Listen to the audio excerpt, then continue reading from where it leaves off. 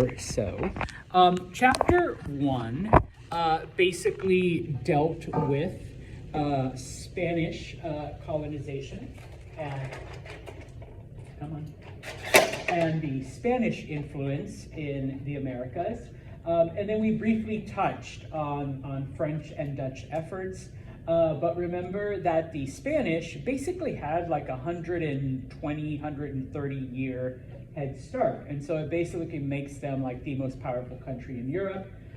Chapter 2, we talked just a little bit more about the French and the Dutch, because even though they kind of get started here, they don't really make a lot of progress until the 1600s, okay? Now, obviously, because we are talking about American history, history of the United States, we do focus on England, and yeah, they're left behind because they have certain issues. Yeah, so. Sorry, I was just wondering, like, where would we submit the bonus if we are submitting it, or? You could give it to me. Okay. So That can be handwritten. Oh, we just handwrite their name? Yeah. Okay, thank you. All right. And so some of the issues that England had, number one, they were going through a religious war, you know, Protestant, Catholic, stuff like that. They were having issues with their government, and we'll talk a little bit more about that today. And then, of course, you know, they were, I mean, eventually they become the most powerful country on the planet, but they're not there yet. So they had like money issues and power issues and whatnot, okay? Now, of course, things happen during the 1500s that change all of this, and we talked about that as well. Their population rises, people end up losing a lot of their land, and so because of this, you know, people need to move somewhere else, and of course, America is the best choice, okay? Now, some of the first colonies that the English tried to establish failed, all right? And so they try a new system, what we call charter companies, where it's basically like an investment, okay, for people. They gather money from different people and use that money to fund, you know, this journey, okay? Now, the first English colony is in Virginia, and it is the city of, or the settlement of Jamestown, okay? Most of the colonists almost die, all right? Because when you have investors funding all of your stuff, what do those investors want back? Profit. Yeah, profit, their money, okay? And so the original colonists spent their time looking for gold, looking for silver, looking for treasure, okay? And I think we already talked about this. Does that exist in Virginia? No. No. All right. And because most of them only came for that, very few of them actually had experience in like farming and whatnot. Okay. Add to that all of the diseases and everything else that they encountered, so that the colony practically collapses. It's saved by John Smith in imposing military discipline, but it also because the Native Americans helped them out. Okay. Now, of course, this turns out to be kind of a mistake, all right, because over time, the natives are eliminated by the white settlers. Now that they know how to survive, now that they, you know, aren't dying from diseases and, you know, they're farming and they're figuring things out, but also because in order to make money, the colonists discover tobacco, and that becomes their cash crop. All right, they grow tobacco, send it to Europe, and it becomes immensely popular. All right, and so, where are you, buttons? Okay, that's kind of where we left off. All right, remember though that tobacco is very labor intense, and so it requires a system of work that we will get into at some point today. But, okay, the other thing about Virginia, all right, that becomes important, it is one of the first areas to develop a self form of government, which is the foundation, I guess, of our founding fathers, the idea that, they govern themselves because they were so far away from England, all right? And they were so far away from, if you want to call it, corporate headquarters, all right? And so what happens is they form a group known as the House of Burgesses, where every white male over a certain age that owned property got to vote, all right, on the different issues. Okay, we have to make that very clear that they did have certain restrictions, okay? Like I said, number one, you had to be white. Number two, you had to be a guy, so sorry, ladies, all right? And number three, you had to own property, so sorry, you poor men that couldn't afford land, okay? But it is the first example of self-representative government in the Americas. Okay, so that becomes, pretty vital and kind of important to remember. Okay, first example of self-representation. All right, now, it's a company. We've got investors. Investors want their money back. Okay, well, because the colony wasn't as profitable as they thought it was going to be, I mean, the tobacco helps. All right, but it's nowhere near the same amount of money as if they had found gold or silver, or if they had somehow been able to plant sugarcane. So that by 1624, the Virginia Company is bankrupt. Okay, they're gone. All right, if you invested in this, you lost all your money. All right, and so basically what happens is Virginia becomes a royal colony. The king takes it over, and he basically appoints a governor. All right, and this governor then is going to carry out the will of the king. Okay, so no longer are the colonists just focused on profit. I mean, they are, but that's not their main thing anymore. Okay, and whatever profit they do make is now theirs. They don't have to give it back to the company or to the investors or to any of that. Okay, so it becomes what we call a royal colony. All right, now, it was typically men that came to Virginia, all right, in the early years, because you are going to find gold, to find silver, to farm, okay, and that's men's work, okay? It was dangerous, it was unknown, okay? Now, once those men are established, and let me back up, Englishmen weren't quite like the French or the Spanish, who would marry native women and have, half native, half European children. What would happen is once these men developed their land and had some money, they would bring indentured servants, okay? They would literally be buying women, okay? And so, let's see, sorry, Ashley, but, Ashley's an indentured servant. Bring her over. She cooks, she cleans, she does the laundry. And once her contract is over, the man who brought her over says, hey, you already know the house. You already do all the work. All right, now you just get to be the wife and, you have your freedom.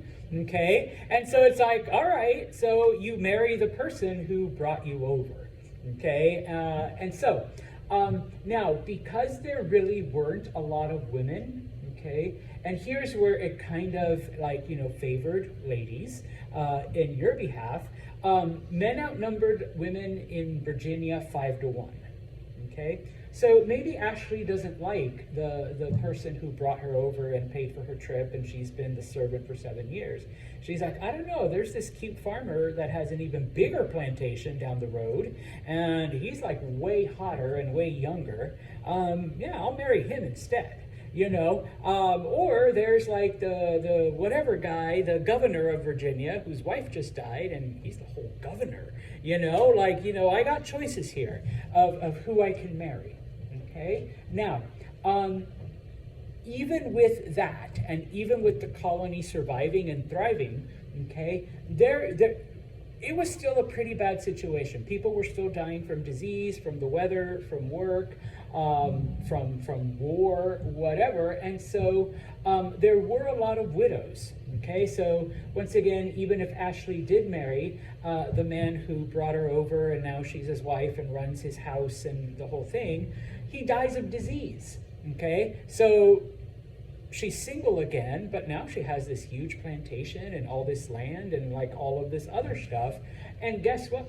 5-1, there's still like 5 other guys coming to, Ashley's house, dropping in her DMs, going, hey, not only are you single, but you got all this land, all this property, you need a man to take care of it, okay? And so in many cases, the women who lived in Virginia had more rights and had more freedoms, even if it wasn't written down, but like logistically, than women in England, all right? Now, you kind of laugh, Ashley was smiling, but this continues throughout the colonial period, okay? George Washington was just a poor, like semi-decent military dude before he became famous, okay? But there was a widow named Martha Custis, who was about 15 years older than him, and her husband had died of some disease.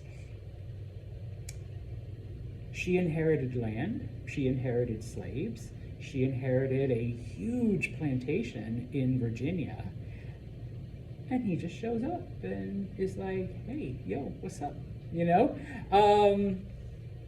He marries her, good old Martha Washington. All right, she already had children.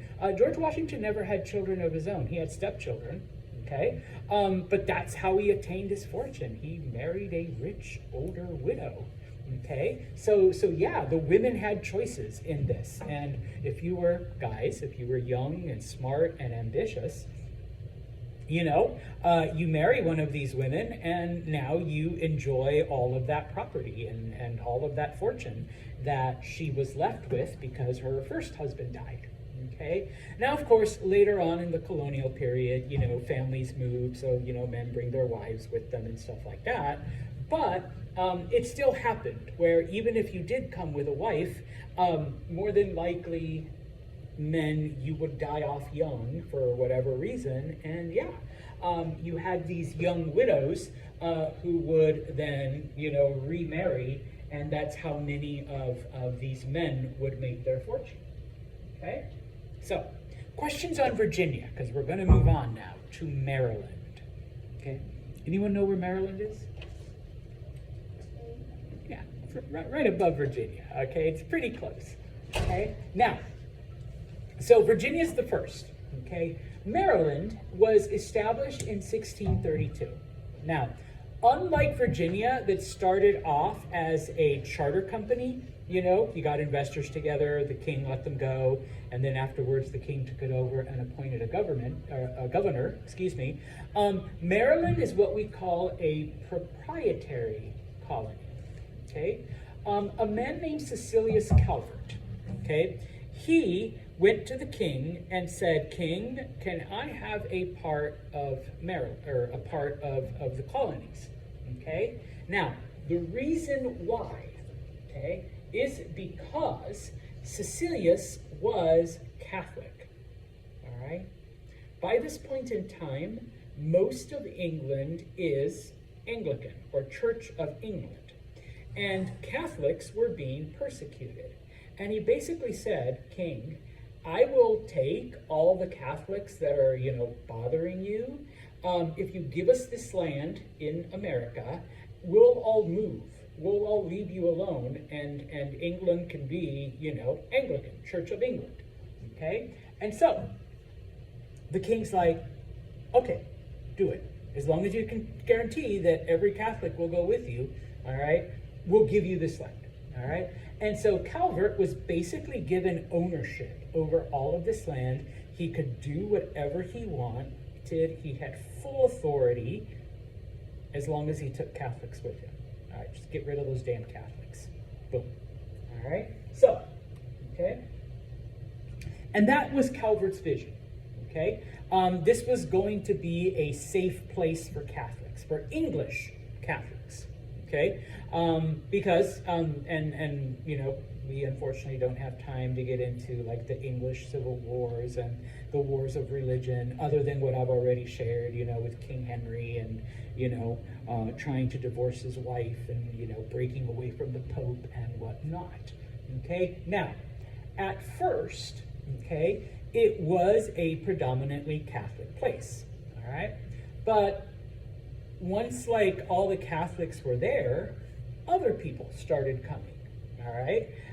Because, there was land and there was opportunity, okay? And over time, even though the leadership was Catholic, most of the population was Protestant. Most of the population was Church of England, okay? The reason why is because there was, in fact, more opportunity for people in Maryland versus Virginia, okay? So, I don't care if a Catholic's in charge. As long as they leave me alone, I'll leave them alone, and I can have my own plantation, I can have my own farm, I can have my own land in Maryland, okay? They named it after Queen Mary, who was one of the last Catholic queens of England, all right? Now, they basically follow the same pattern, all right, as Virginia, because it was swampy, it was like almost the same weather, and so because of that, they just started growing tobacco the same way that they did in Virginia, okay? Just like in Virginia, okay, in order to bring workers, because tobacco requires a lot of work and a lot of workers, they brought indentured servants, okay? Once again, what was the typical length of the contract?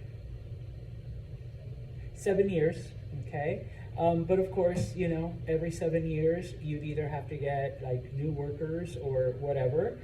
That's even if they lasted that long, all right? Because, they could always run away, they could always go off to another part of the colony, okay? Over time, it got more and more difficult because, you'd go to England, you'd try to bring an indentured servant, I'd go to Maya, and Maya's like, I've heard stories, and like my cousins went off as indentured servants, and it sucks, and it's hot, and there's mosquitoes, and he had to work for 7 years in horrid conditions, and once he was free, like, there was really no more land left, so no, I'm not going, I'm staying in England, I'm gonna find another way. Okay, type of thing. And so it becomes like harder and harder over time.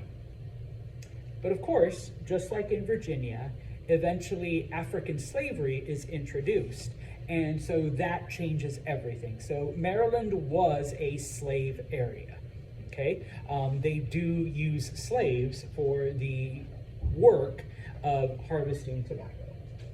All right. I just threw up this map to show you. The yellow part is Maryland today, like that's the state of Maryland. But throughout most of the colonial times, like Maryland claimed part of the yellow striped area, which is now either Pennsylvania or Delaware, whereas Pennsylvania claimed most of Maryland. So for the longest time, there was a lot of question as to where exactly Maryland was.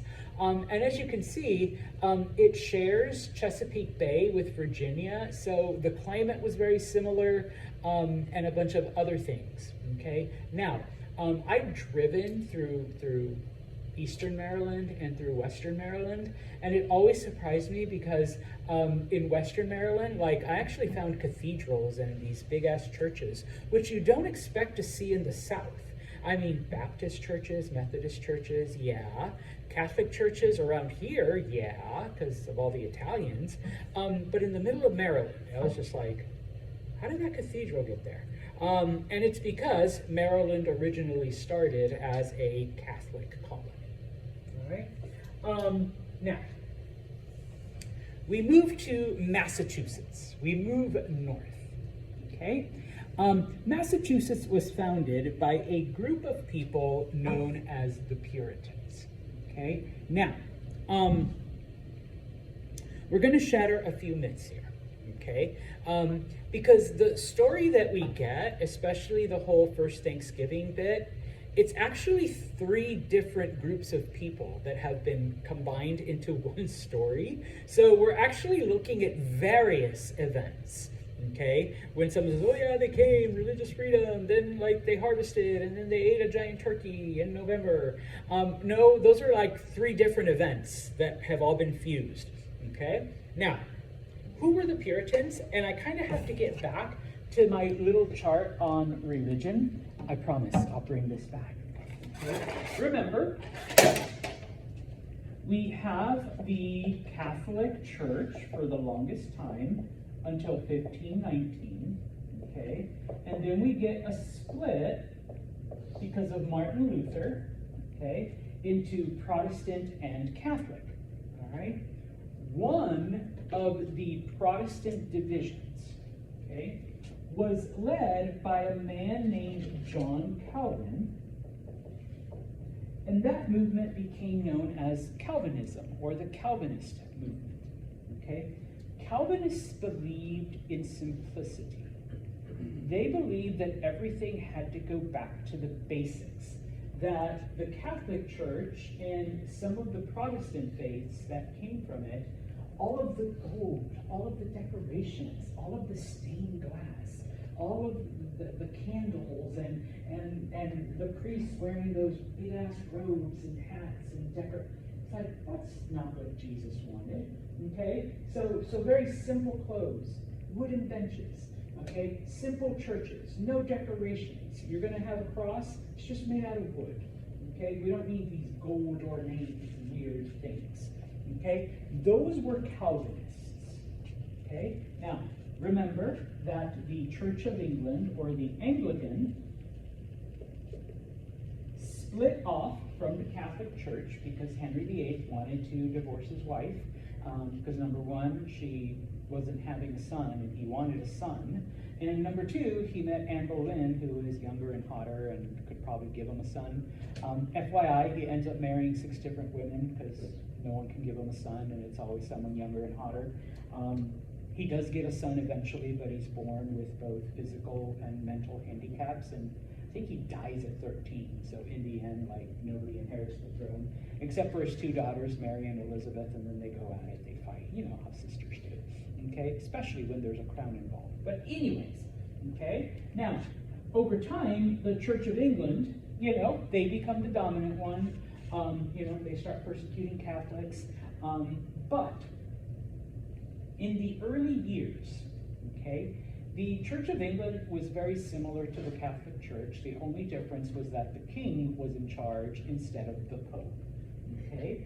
And so the Calvinists, while they were okay with the Anglican Church breaking away from the Catholic Church, they didn't, and they were okay with the Anglican Church, you know, trying to do away with Catholic tradition. They were like, you guys still are too Catholic. And if you've ever been to England and you look at their churches and their abbeys and all, yeah, they still wear the big green dress and they still got the crosses and the stained glass and all that. And the Calvinists were like, no, you haven't gone far enough. You need to separate yourself more from the Catholic Church. Okay? Now, FYI,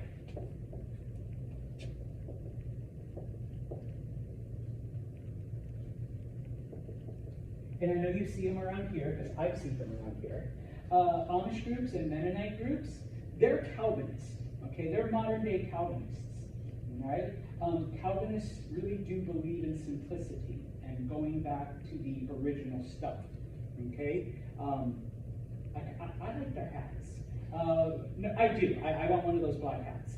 But otherwise, you know, it's like simple clothing, basic, no technology, you know, they do everything by hand, you know, like all of that stuff, okay?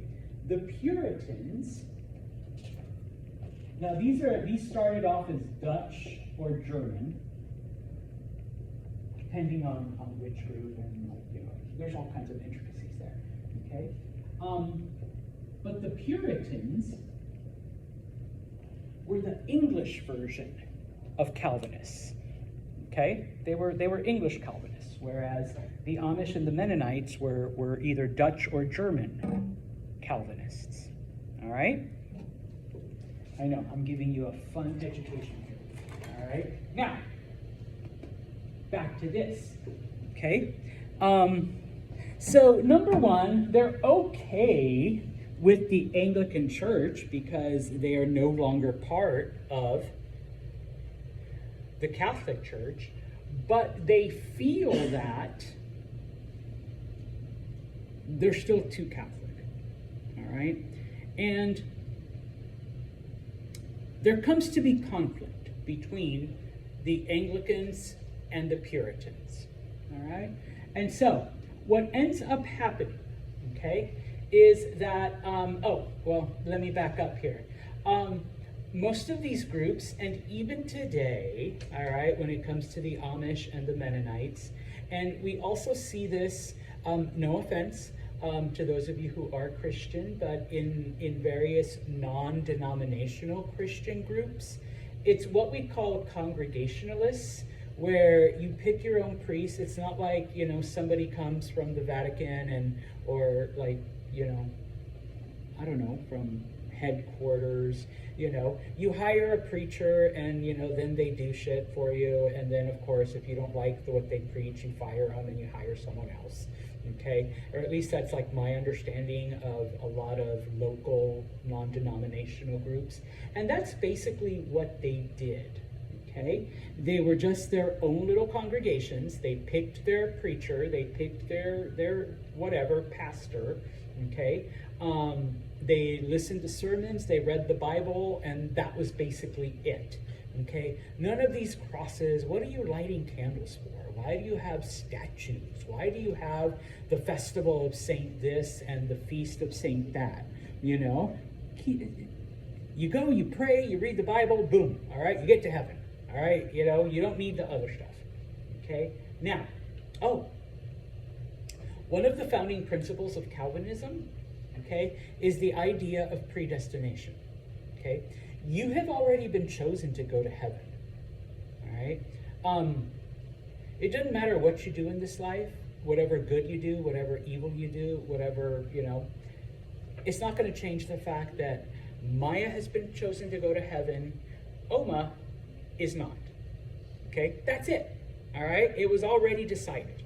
Okay, and so in this case, this is why, like I always tell people, that's why you're never going to have like Amish people come by and try to convert you to Amishism, because they already know they're going to heaven and you're not. So what's the point in preaching to you? Okay. Ashley's like, what? Yeah, no, for reals. All right. And and this helps you understand why the Puritans later acted the way they did. They believed this. The Puritans were like, we're going to heaven. You're not. Okay. So we need to be somewhere where we can do our thing because we're already going to heaven without you guys, trying to get us to do evil. Granted, we're still going to heaven, but we just don't want to be around non-heaven goers. Okay? Why would we want that? Okay? And so there was a group, and here's where we start getting the different stories.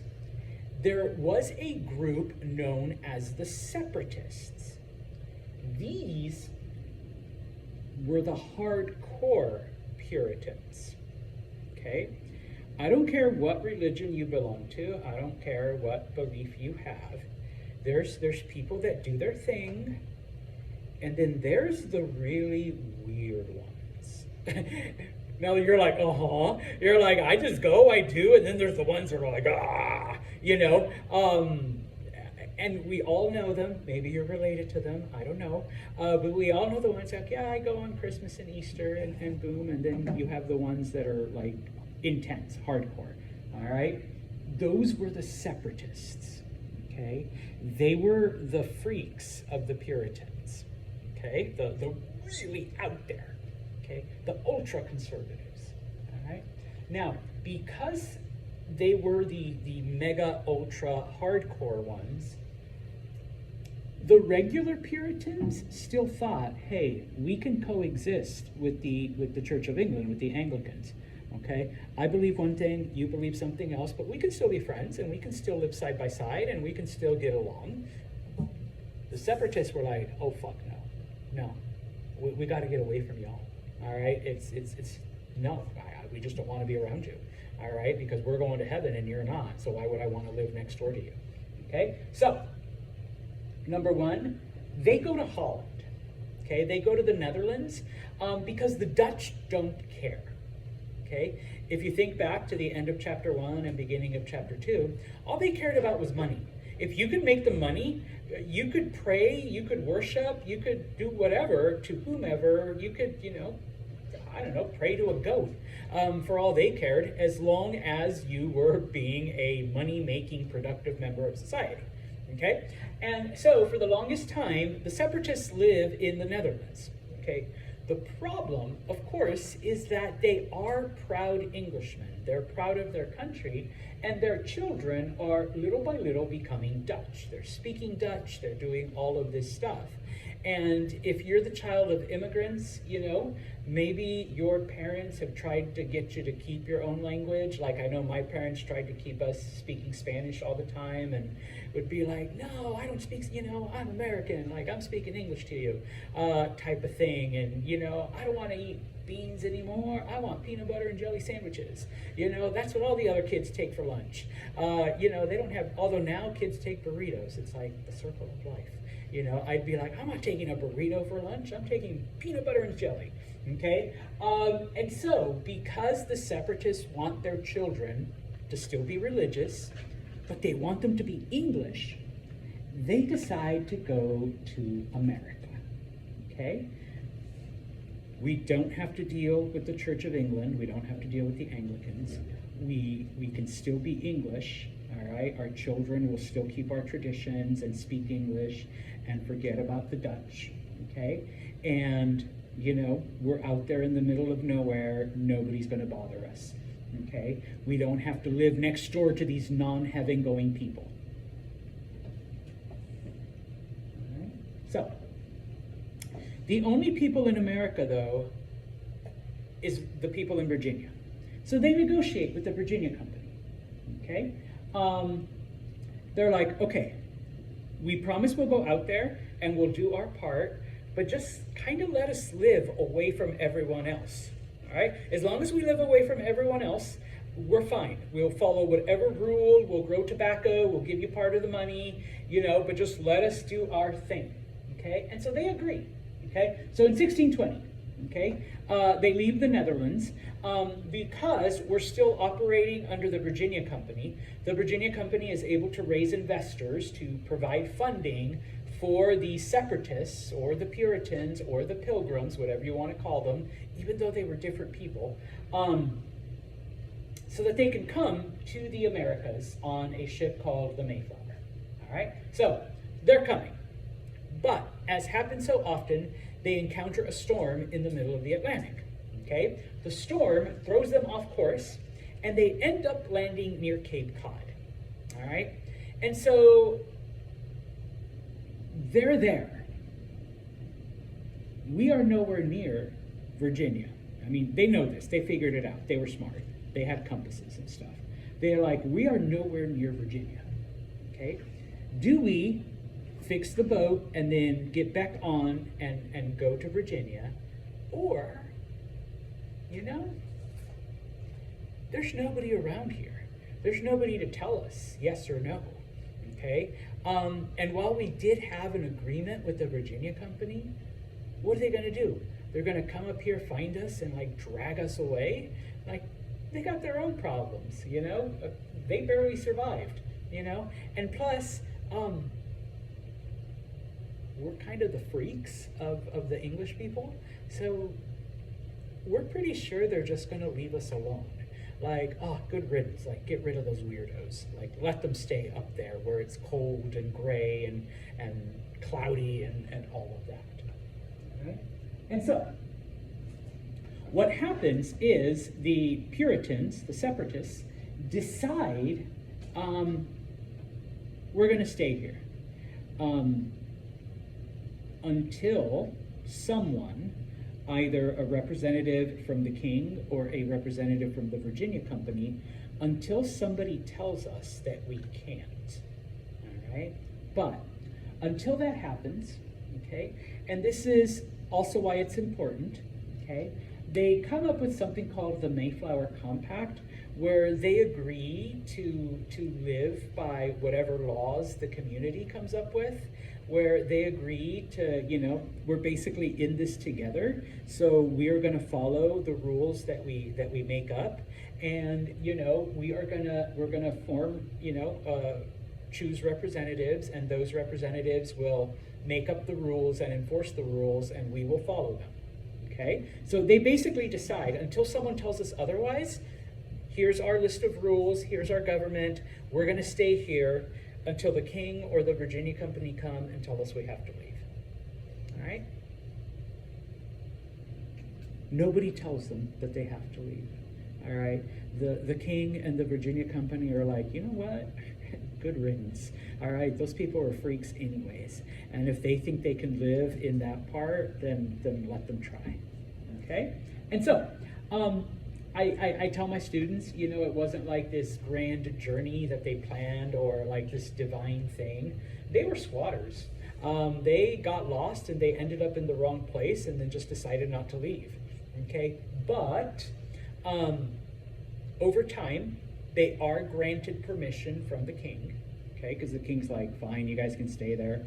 And so they form what is called the Plymouth Colony, okay? Now, it's not easy because it's Massachusetts. It's cold, all right? There's really not a lot of things to farm, okay? The winter of 1620 to 1621, only 44 people survive. Okay, because they really have no resources, all right, other than what they can hunt, other than what the natives, okay, etc. Okay, but nobody leaves, okay, and in fact, more people come, all right, even though the colony barely survives, okay. I do make fun of religion on occasion. But one of the things about spiritual people is that faith tends to give them like a little extra motivation. And in this case, fine, we're not going to let a crappy winter discourage us from, you know, doing this stuff. Okay? And yeah, one of the parts of the story is that, yes, they do have a big harvest the following year. Yes, they are taught how to farm by many of the natives that are there, just like the people in Virginia. And yes, they do celebrate the fact that they lived they didn't call it Thanksgiving, but what many people have adopted as the first Thanksgiving story. Okay, now, there are other groups of Puritans that come, all right, that are not the separatists, that are not the freaky ones, all right, just the normal Puritans, okay? And they don't go to Plymouth. They actually go to they go to what becomes Boston eventually, all right? Because those separatists are even too weird for us, okay, type of thing. So for the longest time, you actually have two different colonies, and that's how we get like, you know, oh, but no, it was actually two groups, okay, that were doing like, you know, one's doing one thing, one's doing another, okay. It isn't until 1691 that the Plymouth colony is absorbed by the bigger colony that by now is called the Massachusetts Bay Colony, all right. And so that's when all of the stories are kind of blended together and we get like the Thanksgiving tradition that we have today, okay? FYI, they probably didn't eat turkey, all right? They ate deer and lobster. That was like the first Thanksgiving meal. I don't know who started the whole tradition of turkey, but turkey is wild in this part of the country. Maybe that's why, all right? I don't know, okay? But, all right, this is the beginnings then, okay? Now, remember, the first ones, the separatists, were the freaks. The rest of the Puritans, okay, were actually semi-normal. I mean, they were religious people, and they did their faith, and they believed that they were the chosen ones. But at the same time, they also tried to change the Anglican Church. They tried to make it not so Catholic, okay? And so, yeah, it doesn't work, and they are persecuted for those beliefs, okay? And so once again, this is where we get the mixing, because the separatists weren't persecuted. The first group that came, they weren't the ones that were like kicked out, okay? It was the group that comes later, and they were persecuted because they tried to change the Church of England, okay? And so, that's why they came, they settled in Boston, they formed the Massachusetts Bay Colony, okay? And in 1630, okay, they're able to get financial backing so that 11 ships and over 1,000 people, okay? So we see a colony in Boston, and we see the much smaller colony in Plymouth, and it's the Plymouth people that are, like I said, the weirdos. The ones that went to Boston were just, you know, your normal average Puritans who had tried to change the Anglican Church, but they were persecuted for it, okay? Now, there is continued persecution in England of any non-Anglican groups, including the Puritans, so that during the 1600s, over 70,000 people come, okay? And that's why the Massachusetts Bay Colony grew so big, because most of the people were mainline Puritans, okay? There was only a small group that were those original separatists, all right? And so you do get, all right, this large group then of settlers, and Massachusetts grows immensely, okay? Let's skip over this one, okay? And finish off with this, okay? One of the reasons why Massachusetts grew so fast and didn't face the same issues as Virginia is because when the people came, they came as families, okay? And they were coming, you know, to get away from some kind of religious thing, okay? So it wasn't just men, sorry, Dylan, who were coming to find treasure. It was a family, husband and wife, with their children, okay? Most of them were just average people who worked for a living. So they didn't waste time looking for treasure. They went out and built homes, cut down trees, started farms, and went to work, okay? And so there was more stability, okay?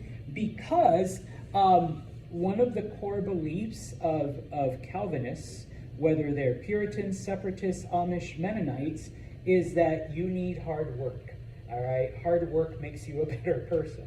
So they were out there doing all of this, and so yeah, the colony grew. More people came. There was stability. People didn't succumb to illness, okay? Now, the irony in them coming because of religion is that once they came to Massachusetts, okay, remember, we're already saved. Why would we allow someone who isn't saved to come into our colony? Why would we allow someone who doesn't believe what we believe to come into our colony? We just got out of England to avoid these people, all right? And so, even though they were looking for religious tolerance, okay, Puritans were very intolerant of other faiths, okay? And so when it came to voting, and like I said, I'll stop with this, yeah, white men, yeah, property owning, but in Massachusetts, are you a member of the church? Do you participate regularly? Are you there every Sunday? Do you pray?